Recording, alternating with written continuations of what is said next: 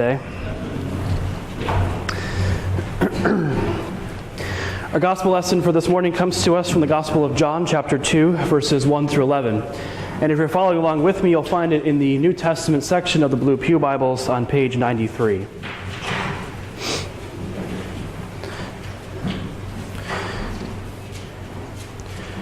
John chapter 2, verses 1 through 11. Listen now for God's word to you.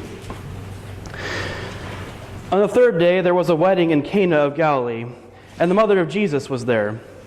Jesus and his disciples had also been invited to the wedding. When the wine gave out, the mother of Jesus said to him, "They have no wine." And Jesus said to her, "Woman, what concern is that to you and to me? My hour has not yet come." His mother said to the servants, "Do whatever he tells you." Now standing there were 6 stone water jars for the Jewish rites of purification, each holding 20 or 30 gallons. Jesus said to them, "Fill the jars with water." And they filled them up to the brim. He said to them, "Now draw some out and take it to the chief steward." So they took it. When the steward tasted the water that had become wine, and did not know where it had come from, though the servants who had drawn the water knew, the steward called the bridegroom and said to him, "Everyone serves the good wine first, and then the inferior wine after the guests have become drunk. But you have kept the good wine until now." Jesus did this, the first of his signs in Cana of Galilee, and revealed his glory, and his disciples believed in him. This is the word of God for you, the people of God. Thanks be to God. I still remember the best wedding I've ever been to. Well, other than my own, of course, but I'm extremely biased on that. It was the wedding of my friends Morgan and Scott, who I knew from my church's high school youth group. They were the first of our little friend group to get married, and they really set the bar high for the rest of us who would follow. They managed to turn their celebration of new life together into a 3-day event. Thursday was the bachelor party. Friends who hadn't seen each other for a long time got together, youth group friends who were used to long road trips together. And so we took a mini road trip up Interstate 94 to Milwaukee, still to this day one of my favorite cities. We had amazing food, we talked, we shared in stories, and we reconnected as if we were still in high school and as if we hadn't gone in our own separate directions. Friday was the rehearsal, which of course is followed by dinner. But what I remember from that day was that after dinner, a group of us stayed behind and sat in the dark church parking lot just talking for hours. We pep talked the groom, making sure he was ready for the big day. There was laughter and joking. There were heartfelt moments and deep conversations. Finally, Saturday arrived, the wedding day, the moment this was all building up to. The ceremony, I remember, was beautiful. My youth pastor, the mentor for much of my life, married them in this amazingly beautiful and spiritual ceremony. But then the real party started, the reception. This wasn't by any means the most expensive wedding I'd ever been to, but you don't always need a lot of money to have a good time, now do you? They set up a tent in our church parking lot. They had tables, chairs, catering, beer and wine on ice, and a live band playing. It was a celebration. It was a party. This is where the gospel writer John takes us this morning. Jesus is in Cana at a party, at a wedding reception. This is perhaps one of the most well-known stories from Jesus' life. Like if you were to ask some random person on the street if they knew about Jesus turning the water into wine, even if they weren't all that religious, they would probably know this story. But John is the only one who records it. This is pretty typical of John. Like I said last week, all of the Gospels have their own unique theological flavor, but Matthew, Mark, and Luke look very similar. We call them the Synoptic Gospels, or the look-alike Gospels, because despite some of their differences, they tell the same basic story. But when we come to John, we get a very different portrait of Jesus' life, a life that stands out from the rest. This story is certainly a good example of just how different his gospel is. To be honest, on first read, it's a rather strange story, and one that seems in some ways to be out of place of the character of the Jesus that I've come to know. The wedding in Cana happens, John tells us, on the third day. 3 days have passed since Jesus first appeared on the scene. He was out at the Jordan with John while he was baptizing. Andrew, Peter, Philip, and Nathanael become the first to follow Jesus. They follow because they believe that they found in him the Messiah, the anointed of God who would fulfill their communal hopes and dreams. I wonder if these new disciples expected to be out there building up the kingdom. They were following the Messiah after all.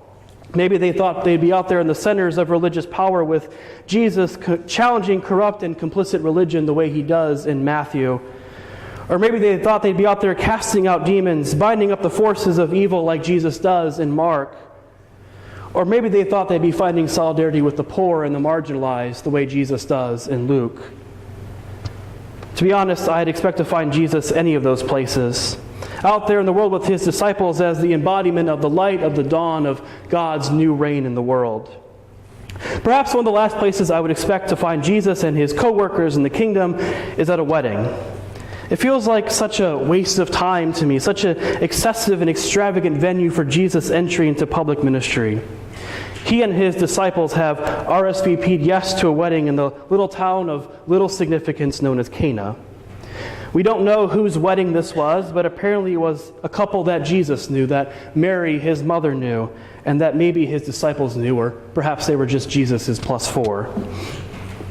Whoever this couple was, they no doubt spent weeks and months meticulously planning this wedding. Back in those days, weddings weren't a one-day flurry of activity the way they are now, but they were 7 days, 1 week of celebration for the newly married couple. Usually this celebration took place in the groom's home. I remember the months of planning, the stress, the poring over the details, and the planning for my one-day wedding. I can't imagine the amount of work that went into planning this sort of event. Anyone who's ever gotten married or has been part of the planning process of a wedding knows just how much work needs to be done and just how stressful it can be. Bride and groom working through the list of everyone they know, checking with their parents about long-lost relatives and work associates that should or should not be invited to the wedding. Then once you figure out who's invited, it's figuring out where people should sit at the reception. Because give someone a bad seat at your reception and they'll never forget it. Heather and I avoided that problem altogether. We just had an open seating arrangement at our reception. Then there's the whole discussion of what colors to pick. And then they have to go with the season. What kind of dress is the bride going to wear? What dresses will she pick out for her friends to wear only once? The groomsmen needing to be fitted for tuxedos. Should they have a live band or a DJ? What kind of menu are you going to have? Is it a full or a cash bar? Are you writing your own vows or are you using traditional ones? I'm getting stressed all over again thinking about all the details that went into getting married. I have to imagine for this couple in Cana, there was just as much planning, if not more, for their wedding, for this 7-day celebration. And among the most important items for them at this wedding was the selection of wine. They had done the math, or so they thought, on how much they would need to give each guest who said that they were coming. The wedding starts, the bride and the groom exchange vows, they pledge themselves to one another in richer and for richer, for poor, in sickness and in health, until death do us part. Then the party begins, the long celebration for this newly married couple. It sounds like it was a really good party. The drinks were flowing, people were dancing and having a good time. I don't know if they chose a live band or a DJ, but what I do know is that at some point in this wedding, the electric slide and the Cupid shuffle were played. Because it is a scientific fact that if there is a wedding, those two songs will be played. But then, disaster strikes. The wine gives out. There's nothing left to serve the guests. I feel like weddings are an exercise in risk assessment and crisis management. It's about assessing the risk, making sure that nothing goes wrong, but inevitably there is something that goes wrong. And so how do you handle that crisis? In this case, it's the wine running out. This is potentially disastrous for the reputation of the groom and his family, who are responsible for the hospitality of their guests. Running out of wine, that's a big deal. Without the wine, that means the party is over. Already the dance floor is starting to empty out. People are sort of just sitting around. Some are gathering their coats and their bags and giving well wishes to the bride and the groom and getting ready to head out. They need a miracle, or this wedding is over. Mary senses this. She goes to Jesus and she says, "Jesus, they have no wine." Jesus, of course, can see that, but the implication here from Mary is that Jesus can do something about it. But Jesus responds to her in such a weird and unexpected way. He says, "Woman, what concern is that to me and to you?" Jesus and I would have been about the same age at this point, and I can imagine that if I had talked to my mother in that way, I could hear my dad saying, "Don't talk to your mother that way." Of course, it's hard to read tone. And later on in the gospel, when Jesus is on the cross and about to die, he looks at the disciple whom he loves, and he looks at his mother and he says, "Woman, here is your son." There's sort of this affectionate reading there. It's a confusing interaction, to be sure, and it's one that's complicated by the wide chasm between our culture and theirs. Whatever the meaning behind their conversation, Mary's intercession moves Jesus into action. Because Jesus does have the ability to do something about it. Nearby there were 6 stone jars used for the Jewish purification rites, and each one of them held 20 or 30 gallons. Jesus tells the wedding caterers to fill them up. And so they do that. They fill each one to the brim. They couldn't fit any more water in there if they had wanted to. Then Jesus tells them to put some in the cup and to give it to the manager. And when they do that, it becomes wine. Not just any wine, but good wine. The manager knows this is the good stuff the moment he sips it. He's amazed. He says to the groom, "Hey, normally you bring out the cheap stuff at this point in the wedding after everyone's had way too much to drink and their palates have been destroyed. But you bring out the good stuff. The cheap stuff, that's what I normally drink. I'm not a big fan of wine. And what little I do drink usually costs about $5 a bottle. It's pink, it's excessively sweet, and it's like one step above grape juice." That's the sort of wine I imagine that's normally brought out at this point in the store, in the party. But that's not what Jesus brings out. This isn't the cheap stuff. This is the really, really good stuff. People sniff it and they can name the hints of this and that. They can spin it in their glasses. They sip it and they savor all of its flavor. It has the markings of good wine known as legs, those slow drips down the inside of the glass. It has one of those fancy names that nobody can say. It costs hundreds of dollars a bottle. Not only that, but there is an excessive amount of wine, anywhere from 120 to 180 gallons of it. Jesus saves the best for last. The groom saves face and the drinks start flowing. People start dancing and celebrating again. And in this action, John tells us, Jesus revealed his glory and his disciples believed in him. It's important to remember in John's gospel that the story is never the end point. John is filled with signs. These are stories that are meant to point us beyond themselves, to reveal something deeper about Jesus and something deeper about the God he reveals. These signs make up the first half of his gospel. People start to get into trouble when they mistake the sign for the real thing. Like later on, after Jesus feeds the 5,000, the people, the crowds will start following Jesus, wanting more of that bread. But the point, according to John, wasn't the bread. It was to point to Jesus as the bread of life. The crowds have missed the sign. They've mistaken the sign for the real thing. And so when it comes to this story of the wedding in Cana, we are presented with a sign, a revelation, an epiphany of who God is, unveiled for us by Jesus. In this wedding where Jesus turns water into wine, and not only wine, but really, really good wine, and not just some wine, but an overflowing amount, we meet the God who is full of overflowing abundance and overwhelming excess. Little and cheap wine will not do in the new reign of God that Jesus brings about. Only an exceeding amount. Only the really good stuff will do. Jesus comes to us full of grace and truth, John tells us. If there's one thing clear from his first miracle in Cana, is that all of that grace and truth, all of the goodness of God, all of the compassion and mercy, love and joy overflows in abundance. It's like really good wine filled to the brim that spills over into our lives.